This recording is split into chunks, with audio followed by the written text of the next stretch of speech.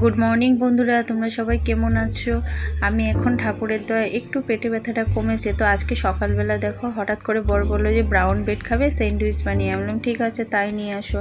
আর আমি তো এখন সকালবেলাকে একটু মুড়ি ধুয়ে তোমার একটু বাতাসা দিয়ে খাই, আর কিছু তো খেতে পাচ্ছি না পেটে ব্যথায়। জানি না, জানো তো কবে যে এই পেটে ব্যথা কমবে ভগবান জানে। তো যাই হোক, সকালবেলা তো আমি বললাম ঠিক আছে তোমাকে সব করে দিচ্ছি, তুমি খেয়ে নাও। বললো ঠিক আছে। এই যে দেখো, তার জন্য এই যে স্যান্ডউইচ হচ্ছে বানাবো বলে শসা টসা সব কেটে নিয়ে স্যান্ডউইচ আর তোমার ব্রেডগুলো একটু গরম করে নিয়েছি। ও বললো ঠিক আছে আমি করে দিচ্ছি। আমি ঠিক আছে করো। আর সকালে দেখো চা বানিয়েছি, চা আর বিস্কুট সকালে বানিয়েছিলাম, খেয়ে নিয়েছি। আর ঘুম থেকেও কী বলো তো এখন তাড়াতাড়ি উঠতে পারে না। আজকে নাইট শিফট ডিউটি, কালকে তো তোমার অফিস যেতেই পারিনি, পেটে ব্যথা ছিল বলে। আর আজকের দিকে নাইট শিফট ডিউটি পড়ে গেছে, যেতেই হবে, কর্মই ধর্ম বলো, কিছু করার নেই।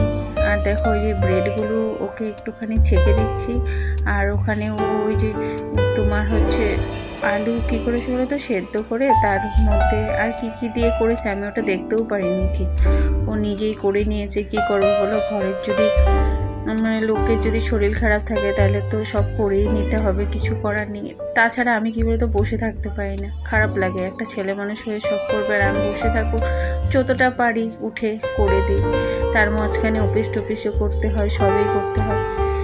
তারপরে দেখো সকালবেলার খাবার দাবারটা ওকে করে দিয়ে এবার আমার তো একটু বাজারে যাওয়ার আছে। আবার বাজারে কি বলো তো, এই সামনে একটুখানি তোমার পেঁপে, যেহেতু আমি দুপুরবেলা পেঁপে সেদ্ধ, আলু সেদ্ধ এগুলোই খাচ্ছি, গাজর সেদ্ধ, তো ওগুলোই সামনের থেকে নিয়ে আসো। ও বললো আমি এনে দিই, তো ওর তো অনেকটা দেরি হয়ে গেছে, আবার অফিস যাবে। কালকেও আমাকে নিয়ে টেস্টে গেছে, ওর আসতে অনেকটা দেরি হয়ে গেছে অফিসে ঢুকতে।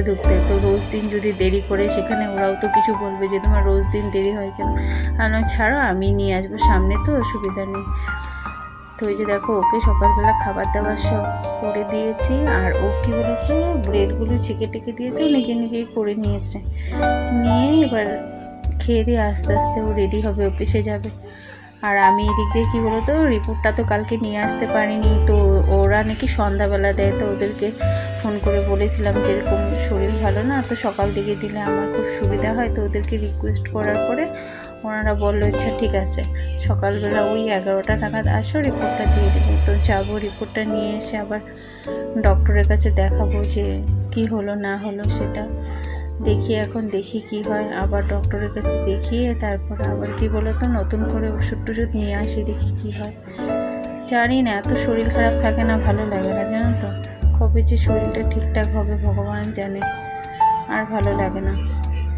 খাওয়া দাওয়া সেরকম খায় না। তো আজকের ভিডিওটা এখানেই রাখলাম।